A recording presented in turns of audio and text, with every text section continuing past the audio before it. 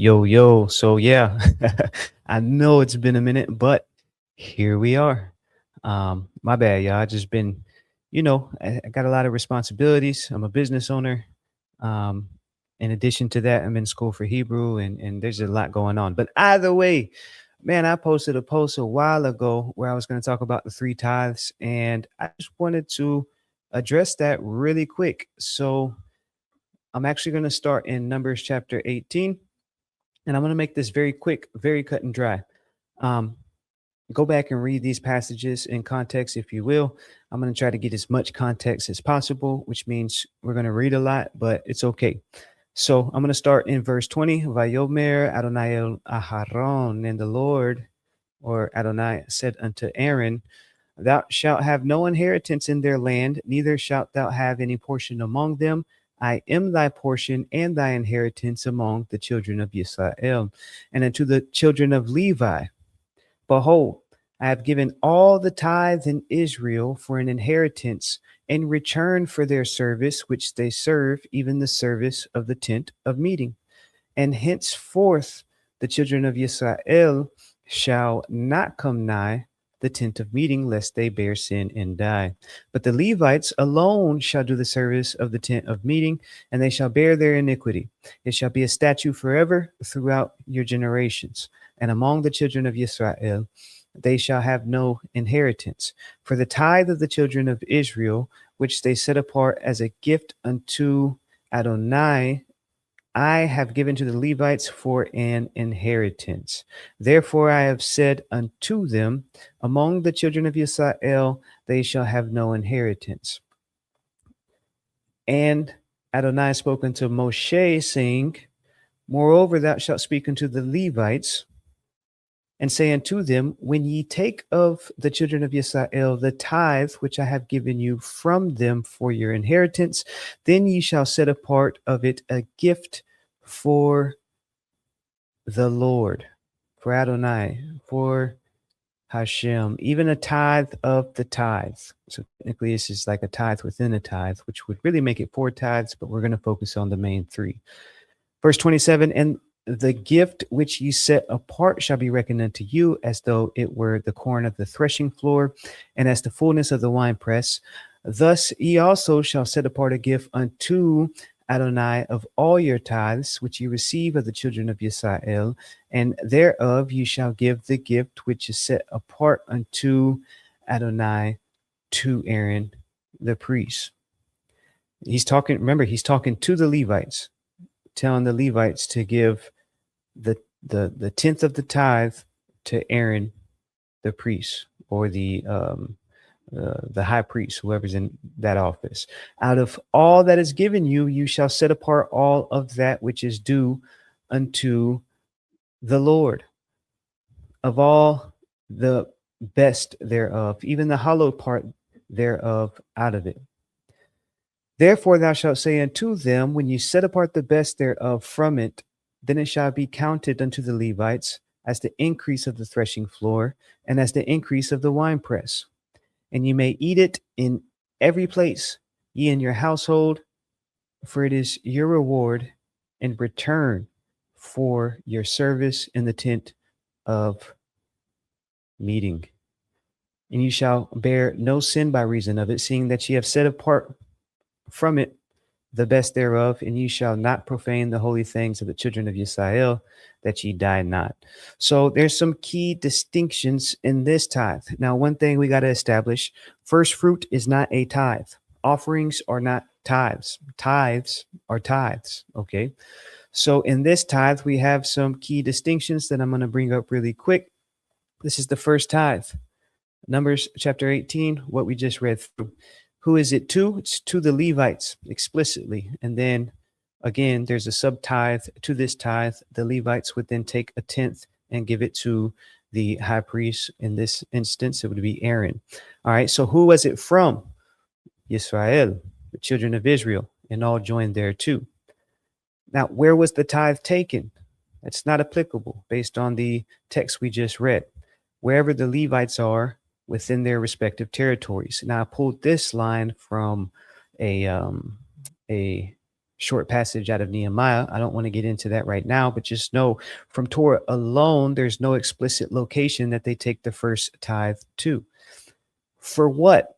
For the Levites' service and the fact that they don't have an inheritance. We just read it. When? It's not stated. Only thing we can pick up from what was stated is as agricultural yield becomes available. So it's almost like a payment. There's tithes being brought, all the time to the Levites based on the yield of whatever crop. There's different crops, different yield times. Then you got wine, stuff like that. So there was a lot of back and forth, and the Levites were being compensated for their service continuously based on what this text is talking about. So the conditions of consuming this tithe, they had the tithe first. Afterwards, tithe can be consumed in all places. It's unrestricted. Now that's important because a lot of times when we think of tithe, if we don't take a step back and look at each book of the Torah, we think it's talking about the same thing, but it's not. And that's the purpose of this video. So with that being said, that's the first tithe. Technically verse 2, but y'all know what I'm saying. Now we're going to come over to Deuteronomy chapter 14. Okay. Starting at verse 22. Thou shalt surely tithe all the increase of thy seed. That, and just for context, real quick, remember we're in verse 22. And I want to encourage you, go back and read this in context, but just to give you a little bit of context, that he's speaking to the general population. You're the children of Adonai Elohecha. And the reason I say Elohecha is, but actually here it's Elohechim because it's, anyways, so he's speaking to the general population. That's the audience of this instruction. So 22, thou shalt surely tithe all the increase of thy seed, that which is brought forth in the field year by year. Right now, I can already tell you we got frequency. Okay. Verse 23, and thou shalt eat before Adonai Elohecha in the place which he shall choose to cause his name to dwell there. The tithe of the corn, of thy wine, and of thine oil, and the firstlings of thy herd and of thy flock, that thou mayest learn to fear Adonai Elohecha always. And if the way be too long for thee, so that thou art not able to carry it, because the place is too far from thee, which the Lord thy God shall choose to set his name there, when Adonai Elohecha shall bless thee, then shalt thou turn it into money, and bind up the money in thy hand, and shalt go into the place which Adonai Elohecha shall choose. And thou shalt bestow the money for whatsoever thou soul desires, for oxen, or for sheep, or for wine, or for strong drink, or for whatsoever thy soul asketh of thee. And thou shalt eat there before Adonai Elohecha, and thou shalt rejoice, thou and thy household. And the Levite is within thy gates, thou shalt not forsake him, for he hath no portion nor inheritance with thee. Now, just based on this, what do we got next? This is obviously a different tithe, and I'm going to show you why. This is the second tithe. Now, who is it to? It's actually to the tither and Levite. Who's it from? Yisrael, and all joined there too. Where is it taken? It's taken to the place which he shall choose to cause his name to dwell there. That's a distinction that automatically makes it different than the first tithe. Okay. For what? To remember to fear and for rejoicing. Another distinction that makes it different for this tithe. This tithe was explicitly for service because the Levites didn't have an inheritance. The language is very explicit. This tithe is to remember to fear and for rejoicing. When is it taken? Year by year. It's on an annual cycle, calculated annually. The conditions, this is the main distinction for anybody that wants to give me pushback. The conditions of consuming in the place which he shall choose.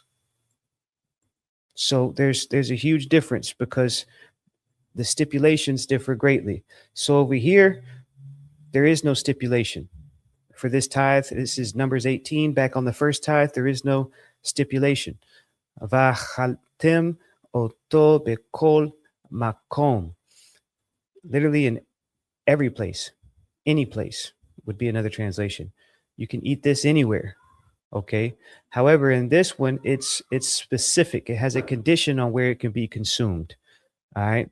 So that's how we know this is talking about two separate tithes, because it's accomplishing two different things, and it has two different sets of conditions.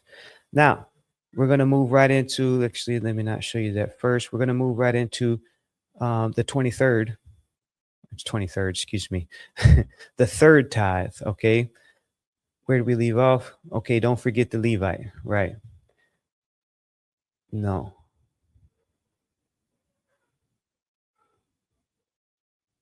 Okay. Verse 28. Sorry. So verse 28, at the end of every 3 years. So this tithing regulation that we just read in Deuteronomy chapter 14 has concluded. And now here's another one, starting at verse 28, at the end of every 3 years. How do we know this is different? Because this one is annual, where we saw that it was annual, year after year, you shall take it. This one is at the end of every 3 years. So conditions are already different.